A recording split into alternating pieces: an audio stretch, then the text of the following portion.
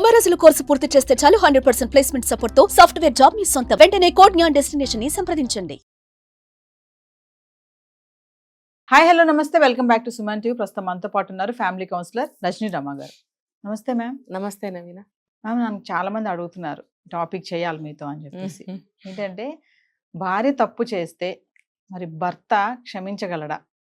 అది ఎలాంటి తప్పు అయినా సరే మరి ఆ మనసు ఉంటుందా? ఒక తండ్రి లాగా ఒక కూతురు తప్పు చేస్తే తండ్రి క్షమిస్తాడు కదా, కన్న కూతురు కదా అని.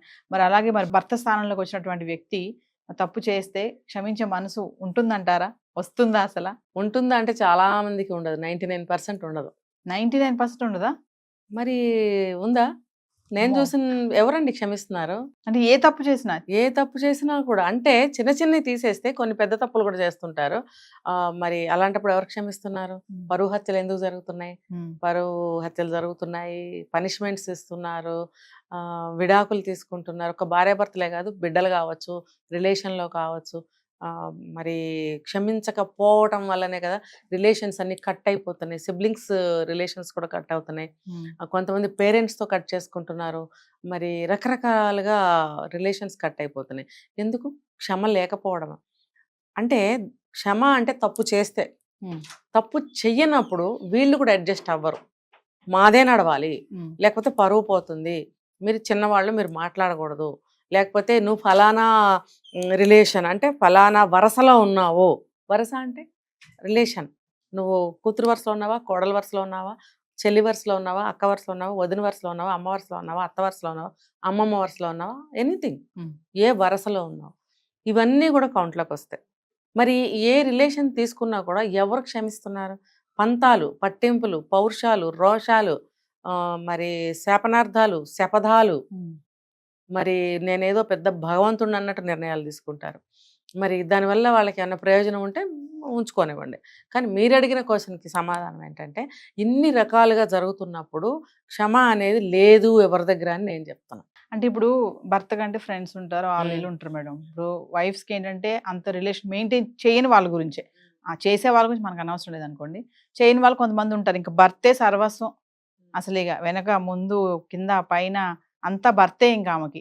అలాంటప్పుడు ఆ మీద తెలిసి తెలియక తప్పు చేసింది, అది ఇంకెవరికి చెప్పుకోవాలి? భర్తకే కదా చెప్పుకోవాలి. ఆ టైంలో భర్త అనే వ్యక్తి దాన్ని ఎలా తీసుకుంటాడు? ఒక చెప్పింది, నేను ఇది చేశాను అంటే నీకు చెప్పాలి అన్న మనస్తత్వం గల భార్య చెప్పేసింది, అప్పుడు ఆ భర్త దాన్ని ఎలా తీసుకుంటాడు? ఆ టైంలో కూడా క్షమించడం అంటే భార్యాభర్తల మధ్యన అరమరికలు, రహస్యాలు అనేవి ఉండకూడదు అని చెప్తారు. ఇది కరెక్ట్. అంటే రహస్యంగా చేశారు అని అంటే something is wrong, something is there, అంతే కదా. చెప్పుకోవాలి.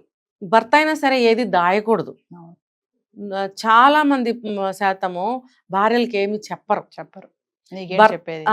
నీకేంటి చెప్పేది అని కూడా అనరు, అసలు మాట్లాడరు, చెప్పరు, ఏది చెప్పరు. అడిగితే కూడా ఏం లేదనో అనో, నీకెందుకులే అనో ఏదో దాట వేస్తారు, చెప్పరు, అసలు చెప్పరు, లైఫ్ మొత్తానికి చెప్పరు. ఇంకా భార్యలు కూడా అలాగే చేశారనుకోండి, మరి వాళ్ళు కూడా తట్టుకోగలగాలి. సరే ఇప్పుడు మీరు అడిగిన దానికి భార్య చెప్పిందే అనుకోండి, అతను అర్థం చేసుకోవడానికి ప్రయత్నించాలి. ఇది చెప్పింది ఓపెన్ మైండ్తో అంటే 2 కారణాలు. ఒకటి, తను ఒకవేళ చేసిన తప్పే అయితే క్షమించమని ఆ ధోరణిలో చెప్పడం జరుగుతుంది, ఇలా జరిగిందని. రెండవది ఏంటనంటే ఎటువంటి రహస్యాలు నేను పెట్టడం లేదు అనేది కూడా తెలియచెప్పడం జరుగుతుంది. కాబట్టి నువ్వు రక్షించు, ఒకవేళ నేను ఏదైనా బ్యాడ్ సిచ్యువేషన్లో పడ్డాను, నేను చేసింది తప్పు అన్నప్పుడు నన్ను క్షమించు, రెండవది నన్ను రక్షించు, తర్వాత నీకు నాకు మధ్యలో రహస్యాలు ఏమీ లేవు అనేది అనే భావంతో, లేవు కాబట్టి నేను నీకు చెప్తున్నాను. ఇన్ని ఉంటాయి ఇందులో. ఇన్ని భావాలతో ఆవిడ చెప్పినప్పుడు అతను అదే భావంతో రిసీవ్ చేసుకోవాలి. తప్పు చేసి చెప్పింది కాబట్టి దీన్ని ఉతికేద్దాం, ఆరేసేద్దాం, ఇంకా అదే పెట్టుకొని తవ్వడం, అర్జెంట్కి వెళ్ళి తాగొస్తాడు. ఒక్కొక్కళ్ళు అయితే తాగొచ్చేసి కొట్టడం మొదలెడతాడు, లేదా వీధిలో నుంచి అరవటం మొదలెడతాడు. కొన్ని కేటగిరీస్ లో కొంతమంది ఇలా మేడం. కానీ ఇంకా కొంతమంది అంటే మాటలతో సూటిపోటి మాటలతో కూడా అంటారు. సంవత్సరాల తర్వాత కూడా ఫస్ట్ స్టెప్ నేను చెప్పింది, తాగొచ్చి వీధిలో నుంచి అరవడము, బ్యాడ్ గా చేయటము, తర్వాత నెక్స్ట్ డే నుంచేమో సూటిపోటి మాటలతో చిత్రవధ చేయటం. అంటే నువ్వు అది క్షమించినట్ట, ఆ క్షణంలో ఊరుకుంటావు, మర్నాటి నుంచి నువ్వు చిత్రవధ చేస్తావు మాటలతో, అప్పుడు నువ్వు క్షమించినట్టు అవ్వదు కదా. నువ్వు ఆ అమ్మాయి అలా చెప్పినప్పుడు, భర్త అయినా సరే అలా చెప్పినప్పుడు, భార్య కానీ భర్త కానీ ఇద్దరు కూడా అదే భావంతో రిసీవ్ చేసుకోగలగాలి. అసలు ఆ సిచ్యువేషన్ ఏంటి, ఎందుకు చేయాల్సి వచ్చింది అనేది అర్థం చేసుకుని పోనీలే ఒకసారికి వదిలేద్దాం, 2 సార్లు వదిలేద్దాం అని వదిలేయాలి. కానీ మూడోసారి ఎప్పుడు ఎవరో కూడా తప్పు చేయకూడదు. ఇది శ్రీరామ నీతి. మూడోసారి తప్పు చేశారు అనంటే అది అర్హులు, శిక్షార్హులు, శిక్షకి అర్హులు అని శ్రీరామనీతి చెప్పింది. కాబట్టి ఏ మనిషి అయినా సరే క్షమిస్తున్నారు కదా అని చెప్పి తప్పులు చేస్తూ కూడా పోకూడదు. 1-2 తప్పుల వరకు క్షమిస్తూనే ఉండాలి. ఇంకొకటి ఏంటంటే బాగా తప్పైపోయింది అని చెప్పి ప్రాధాయపడ్డారనుకోండి, అప్పుడు క్షమించాలి. క్షమించిన తర్వాత కూడా మళ్ళీ తప్పు చేస్తే అది నేరమే అవుతుంది. ఒకసారి 2 సార్లు అదే నేను చెప్పింది. మూడోసారి తప్పు చేస్తే ఇంకా ఎన్నిసార్లు క్షమిస్తూ పోవాలా? అంటే లైఫ్ అంతా నేను ఇలా ఉంటాను, నువ్వు క్షమిస్తూ ఉండు అని అర్థమా? లేకపోతే నేను ఇలాగే ఉంటాను, నువ్వు క్షమించాలి అనే ఒక శాసనమా, ఒక ఉద్దేశమా? ఇవన్నీ తప్పు. కాబట్టి భర్త అయినా భార్య అయినా పొరపాటునో గ్రహపాటునో తెలుసో తెలియకో మరి కావాలనే ఉద్దేశపూర్వకంగా చేస్తే కూడా 1-2 సార్లు క్షమించండి అని నేను చెప్తున్నా. దానివల్ల ఏమవుతుందంటే రియలైజేషన్ వస్తుంది, రావాలి. రాకుండా అదే పనిగా చేస్తే మాత్రం క్షమించడానికి వీలు లేదు. ఎందుకు? నువ్వు కావాలని చేసి అతన్ని బ్యాడ్ చేస్తున్నావు. తర్వాత అన్నీ వదిలేసుకుని వచ్చిన భార్యని నువ్వు మొదటిసారి క్షమించడంలో తప్పు లేదు, 2 సార్లు క్షమించడంలో కూడా తప్పు లేదు.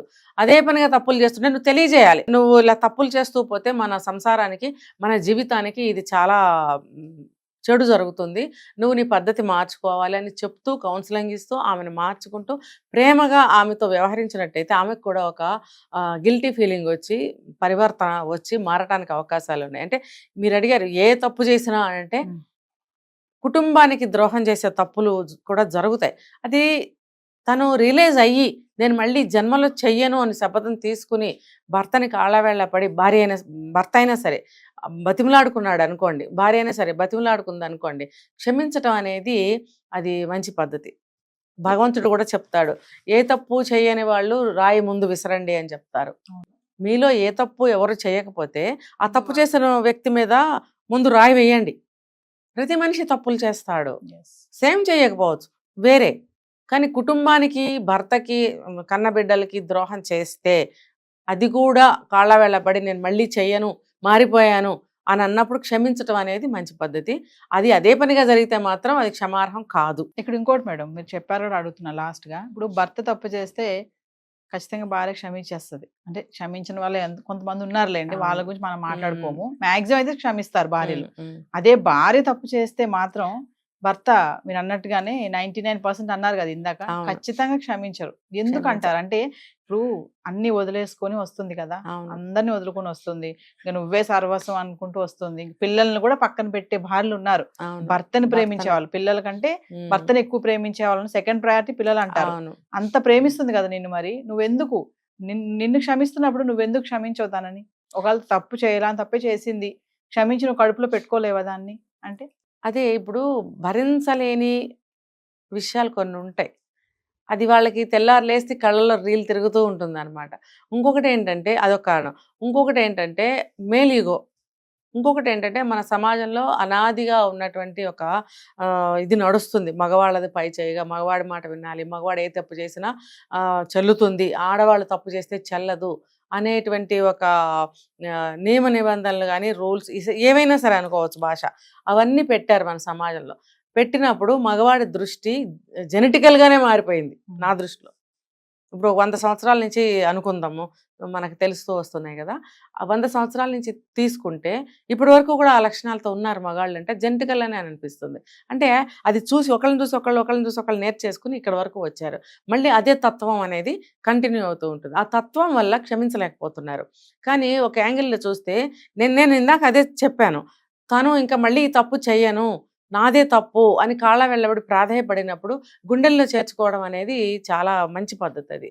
అది అతని యొక్క దయా హృదయానికి ప్రేమకి తార్కాణం అవుతుంది. ఎంత కాళ్ళ వెళ్ళబడినా కఠినంగా ఒక క్రూరుల్లాగా శిక్షించి గెంటి వేయడం అనేది తప్పు. సో ఫైనల్గా మేడం, ఎంతమంది భార్య భర్తలు ఏదైనా గొడవలు జరిగినా మాట అనుకున్నా క్షమించుకోగలుగుతున్నారు అంటే ఏం చెప్తారు? ఉన్నారండి, చాలా మంది ఉన్నారు. ఉండబట్టి ఇప్పుడు జంటలు చాలా కలిసి ఉన్నాయంటే ఇదే అనుకోవచ్చు. మనం కలిసి లేని వాళ్ళ విషయంలో అది లేదు అని అనుకోవచ్చు.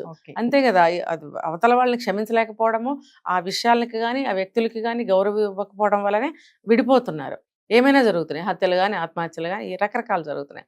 కలిసి ఉన్నారు అంటేనే మనం అనుకోవచ్చు వాళ్ళిద్దరి మధ్యన ఎంతో కొంత సఖ్యత, సయోధ్య, క్షమాభావం, ప్రేమ ఇవన్నీ ఉన్నాయని అనుకోవచ్చు. ఇలా ఉంటే మన సుభిక్షంగా ఉంటుంది దేశం కూడా.